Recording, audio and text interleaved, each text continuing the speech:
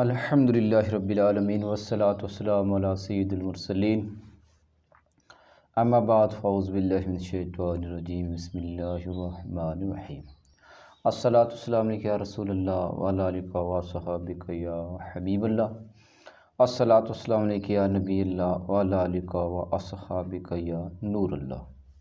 فرمان مصطفیٰ صلی اللہ تعالی علیہ وسلم کہ تم اپنی مجلسوں کو مجھ پر درود پاک پڑھ کر آراستہ کرو، کیونکہ یہ درود پاک پڑھنا کل بروز قیامت تمہارے لیے نور ہوگا۔ صلو علی الحبیب صلی اللہ تعالی علی محمد صلی اللہ علیہ وآلہ وسلم۔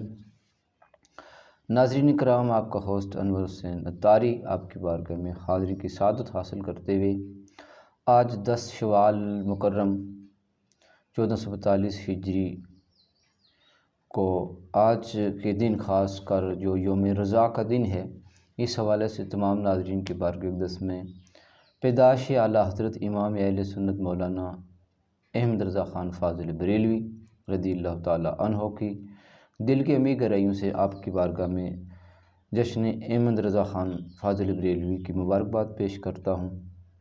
تو یہ اعلیٰ حضرت رضی اللہ تعالیٰ عنہ کا فیض ہے کہ آج ہم ایک اپنی پہچان لے کر دنیا کے سامنے موجود ہیں۔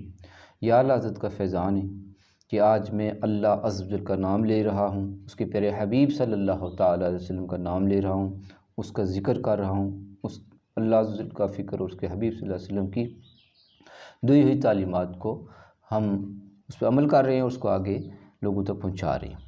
تو ہمیں چاہیے کہ یوم رضا کے سلسلے میں خوب ہم خراج عقیدت پیش کریں، امام اہل سنت رضی اللہ تعالیٰ عنہ کی بارگاہ اقدس میں خوب عرس مبارک کا اہتمام کیا جائے، فاتح خوانی کا اہتمام کیا جائے، اور جہاں تک ہو سکے امام اہل سنت مولانا احمد رضا خان فاضل بریلوی کی تعلیمات پہ عمل کر کے اپنی زندگی کو گزارا جائے۔ صلو علی الحبیب صلی اللہ تعالیٰ علیہ وآلہ وسلم۔ ناظرین کرام، آج کا ایک سیگمنٹ آپ کی بارگاہ اقدس میں پھر لے کر حاضر ہوا ہوں۔ آج ہم بات کریں گے احتلام سے ریلیٹڈ کچھ چند باتیں۔ تو اس سے پہلے کہ ہم آج کے سیگمنٹ کی طرف بڑھتے ہیں، اس سے پہلے آپ سے یہ گزارش ہے کہ جو ہمارے احباب اس چینل پہ نئے آئے ہیں وہ ثواب کی نیت سے ہمارے چینل کو لائک کر لیں اور سبسکرائب کر لیں، اور بیل آئیکن کا بٹن جو ہے اس کو دبا کر نوٹیفیکیشن کو آن کر دیں تاکہ آنے والی ہماری جو بھی ویڈیو ہے وہ آپ تک بآسانی پہنچ سکے۔ تو چلتے ہیں ناظرین کرام آج کے سیگمنٹ کی طرف۔ ناظرین کرام، آپ کو بتاتا چلوں کہ یہ ہمارے پاس کتاب ہے رسائل عطاریہ امیر علیہ سنت دامت برکاتہم العالیہ کی لکھی ہوئی۔ اس سے ہم چند باتیں آپ کے بارگاہ اقدس میں پیش کرنے کی سعادت حاصل کرتے ہیں۔ اگر ہو سکے تو آپ بھی دعوت اسلام کے اشاعتی ادارہ المدنی سے حاصل کر اس کو حاصل کر کے علم دین حاصل کرنے کی کوشش کریں اور اپنی عبادات کو صحیح کرنے کی کوشش کریں۔ صلو علی الحبیب صلی اللہ تعالیٰ علیہ وسلم۔ تو ناظرین کرام، احتلام کی 5 ضروری احکام جو ہیں وہ آپ تک پہنچانے کی سعادت حاصل کر رہا ہوں۔ نمبر 1 ہے منی شہوت کے ساتھ اپنی جگہ سے جدا نہ ہوئی، بلکہ بوجھ اٹھانے یا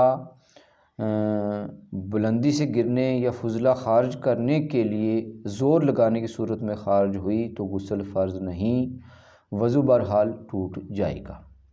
نمبر 2، اگر منی پتلی پڑ گئی اور پیشاب کے وقت یا ویسے ہی بلا شہوت اس کے قطرے نکل آئے، غسل فرض نہ ہوا، وضو ٹوٹ جائے گا۔ نمبر 3، اگر احتلام ہونا یاد ہے مگر اس کا کوئی اثر کپڑے وغیرہ پر نہیں تو غسل فرض نہیں۔ نماز میں شہوت تھی اور منی اترتی ہوئی معلوم ہوئی مگر باہر نکلنے سے قبل ہی نماز پوری کر لی، اب حرج ہوئی تو نماز ہو گئی مگر اب غسل فرض ہو گیا۔ صلو علی الحبیب صلی اللہ تعالیٰ علیہ وسلم۔ ناظرین، یہ احتلام کی 5 ضروری باتیں جو ہیں آپ کی بارگاہ میں گوش گزار کی جا رہی ہیں۔ تو اب ہم چل رہے ہیں، ایک بار پھر دہرا دیتے ہیں۔ چوتھی جو بات ہے کہ نماز میں شہوت تھی اور منی اترتی ہوئی معلوم ہوئی مگر باہر نکلنے سے قبل ہی نماز پوری کر لی، اب حرج ہوئی تو نماز ہوگی مگر اب غسل فرض ہو گیا۔ نمبر 5 ناظرین کرام، آپ کو بتاتا چلوں کہ اپنے ہاتھوں سے مادہ خارج کرنے سے غسل فرض ہو جاتا ہے، یعنی اپنے ہاتھوں سے منی نکالنے سے غسل فرض ہو جاتا ہے، جسے ہم انگلش میں ہینڈ پریکس بھی کہتے ہیں، ہو جاتا ہے۔ یہ گناہ کا کام ہے اور حدیث پاک میں ایسا کرنے والے کو ملعون کہا گیا ہے۔ ایسا کرنے سے مردانہ کمزوری پیدا ہوتی ہے اور بارہا دیکھا گیا ہے کہ بالآخر آدمی شادی کے لائق نہیں رہتا ہے۔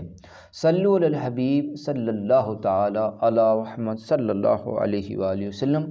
ناظرین، آخر میں پھر یہ گزارش ہے کہ آج یوم رضا کے سلسلے میں آپ خوب دھومیں مچائیں اور اعلیٰ حضرت رضی اللہ تعالیٰ عنہ کا جو جشن رضا ہے اس کو منانے کی کوشش کریں۔